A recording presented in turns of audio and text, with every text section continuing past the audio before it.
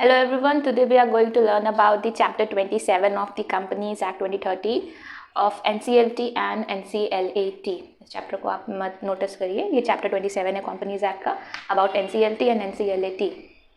Composition of NCLT under section 408.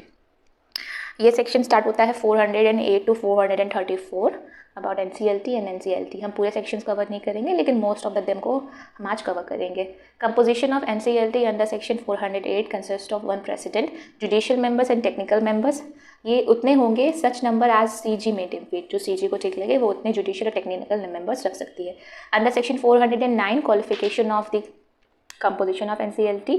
President की qualification होगी he is और हैज़ बीन हाई कोर्ट जज for minimum 5 years. Judicial member की qualification होगी high court जज, डिस्ट्रिक्ट जज फॉर मिनिमम 5 years और advocate for minimum 10 years. Technical member की क्वालिफिकेशन होगी CA, CS और CMA in practice for minimum 15 years. Member of Indian Corporate Law Services or Indian Legal Services and has been holding rank of secretary or additional secretary in Government of India. Is a person of proven ability, integrity and standing, having specialized knowledge and professional experience of minimum 15 years. 15 years का minimum उसे professional experience हो in industrial finance, industrial management, industrial reconstruction, investment and accountancy. एक और इसकी qualification होती है presiding officer of labour court tribunal और national tribunal under industrial dispute act 1947. So हमने सेक्शन 408 एंड 409 कवर किया. Now the composition of NCLAT national company law appellate tribunal under section 410 consist करते हैं 1 chairperson, judicial member and technical members. Just number as CG में deem fit, जितना CG को ठीक लगे but not exceeding 11 से ज़्यादा नहीं होने चाहिए. क्वालिफिकेशन अंडर सेक्शन 411 चेयरपर्सन की क्वालिफिकेशन होगी सुप्रीम कोर्ट जज और chief justice of high court. Judicial member की क्वालिफिकेशन होगी हाई कोर्ट जज और technical member of NCLT minimum 5 years as a judicial member वो NCLT में हो. टेक्निकल मेंबर में आता है proven ability, integrity and standing, having specialised knowledge and professional experience. NCLT में 15 years था, यहाँ 25 years है. In the same industrial finance, industrial management, industrial construction, investment and accountancy. Talks about section 412 which talks about the selection of members of NCLT and NCLAT. Selection कैसे होती है? President of NCLT and chairperson and judicial member of NCLAT shall be appointed after consultation with CJI, Chief Justice of India. Judicial and technical members of NCLT and technical members of NCLAT shall be appointed by the recommendation of selection committee. Selection committee के द्वारा recommend करने पर हम judicial and technical member of NCLT and technical member of NCLAT को appoint करते हैं. Selection committee consisting of Chief Justice of India or his nominee as a chairperson, Senior Judge of Supreme Court, Chief Justice of High Court as a member, Secretary of MCA and Secretary of Ministry of Law and Justice as a member. अब है कि secretary of MCA shall be convener of selection committee, मतलब selection committee की जितनी meetings होगी उसका convener MCA होगा, secretary of MCA जो मेंबर है. No appointment of member of NCLT और NCLAT शैल बी इनवैलिड, तब तक वो इनवैलिड नहीं होगी, mainly by reason of vacancy और defect in constitution of selection committee. कोई भी अपॉइंटमेंट NCLT और NCLAT की इनवैलिड नहीं होगी जस्ट बिकॉज कोई वैकेंसी थी या फिर कोई डिफेक्ट था उनके कॉन्स्टिट्यूशन इन सिलेक्शन कमेटी में. Now talks about section 413 which talks about the term of office of presidents, chairperson and other members. इसका सिंपल है, इजी लर्न करने के लिए. प्रेसिडेंट एंड अदर मेंबर्स की होगी 5 years और plus reappointment for 5 years. Same for NCLAT. Chairperson and other मतलब सबके लिए 5 years plus reappointment for 5 years. ये NCLT और NCLT दोनों में सेम होगी. मिनिमम एज सबकी 50 years होनी चाहिए for NCLT and for NCLAT both. Maximum age for president and chairperson should be 67 for NCLT and 70 for NCLAT and other members की maximum age होगी 65 for NCLT and 67 for NCLAT. Member may retain his lien with his parents, cadre और ministry और department while holding office as such for maximum 1 year. जिस भी department में वो पहले work कर रहे हैं वो उस डिपार्टमेंट में अपना ऑफिस 1 year तक रिटेन कर सकते हैं, जब तक जहाँ पे उनकी न्यू अपॉइंटमेंट हुई है उसके पिछले में वो 1 year तक अपनी ऑफिस को रिटेन कर सकते हैं. Salary now section 414 salary allowance in terms and condition of service as may be prescribe they shall not be valid to their disadvantage after their appointment. मतलब उनकी जो रेम्यूनरेशन फिक्स है वो बढ़ सकती है लेकिन कभी घट नहीं सकती टू देयर डिसएडवांटेज. रूल्स में आता है उनकी सैलरी के बारे में. प्रेसिडेंट को मिलती है 80,000 month fixed plus other allowance to government service in apex grade.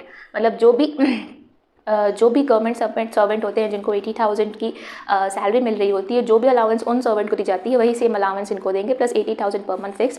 Judicial and technical members की होगी एक लिमिट है 67,000 टू 79,000 पर मंथ जिसकी एनुअल इंक्रीमेंट 3% से होगी plus other allowances. Now section 415, acting president and chairperson. If any vacancy, then senior most member shall act until new president or chairperson is appointed. It means कि vacancy में senior member shall take place. It means कि अगर कोई vacancy हो तो senior most member जो होगा वो ही क्या कहते हैं प्रेसिडेंट और चेयरपर्सन की प्लेस ले लेगा जब तक वो अपॉइंट नहीं होते हैं.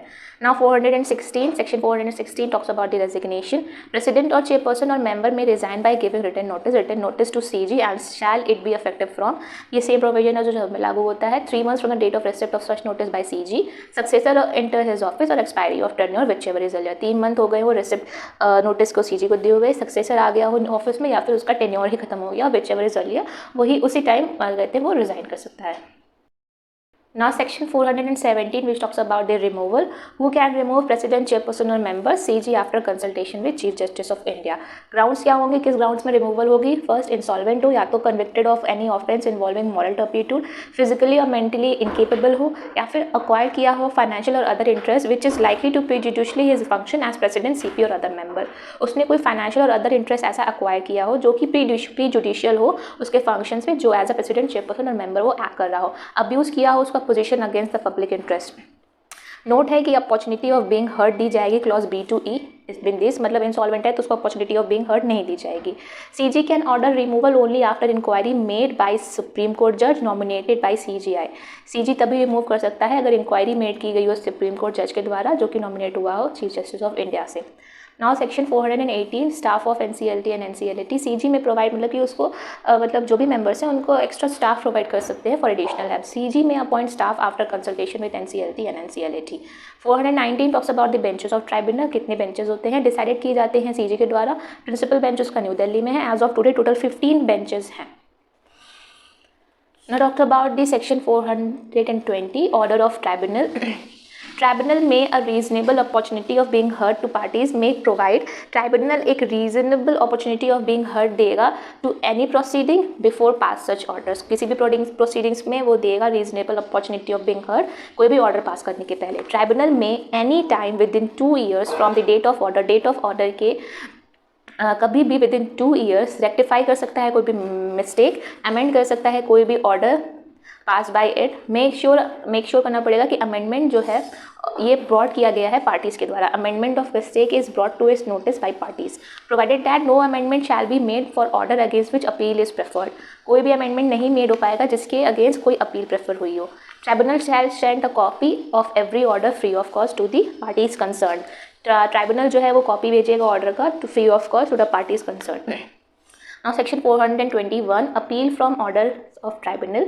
मतलब एनी अग्रीव पर्सन, अगर एनसीएलटी से अग्रीव पर्सन कोई है और वो ऑर्डर आगे ले जाना चाहता है तो वो एनसीएलटी के पास जाएगा. Any aggrieve person from the tribunal appeal to NCLT against order of NCLT shall be file within 45 days. Within 45 days करेगा कब से, date on which the copy of order of the tribunal. जिस दिन NCLT copy of order भेजेगी वहाँ से 45 days के अंदर वो एनसीएलटी में अपील कर सकता है.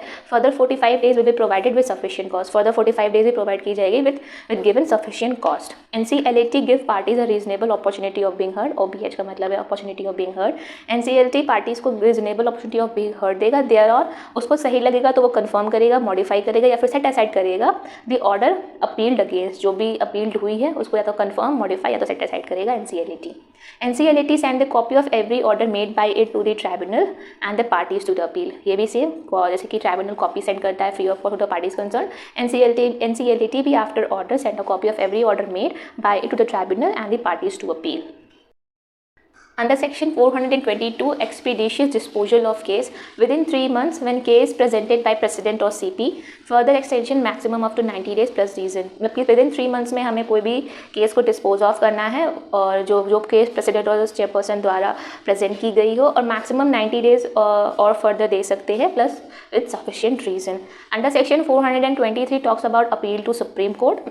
अग्रीव पर्सन अब एनसीएलटी के ऑर्डर के द्वारा भी सेट असाइड अगर नहीं है तो वो अपील कर सकता है सुप्रीम कोर्ट पे.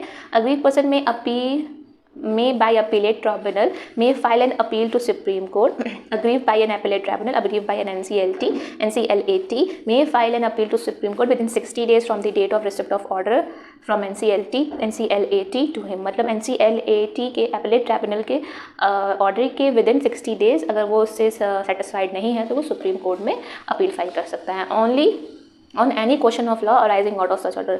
सुप्रीम कोर्ट में हम क्वेश्चन ऑफ फैक्ट पे नहीं, क्वेश्चन ऑफ लॉ पे अपील करते हैं। सुप्रीम कोर्ट में provide further 60 days by sufficient cause, ये भी फर्दर 60 डेज प्रोवाइड कर देती है on sufficient grounds. Procedure before now section 424 procedure before tribunal and appellate tribunal. Tribunal and appellate tribunal पे अपील फाइल करने के लिए प्रोसीजर क्या है? NCLT और NCLAT bound by the procedure laid down by the CPC civil procedure code 1908।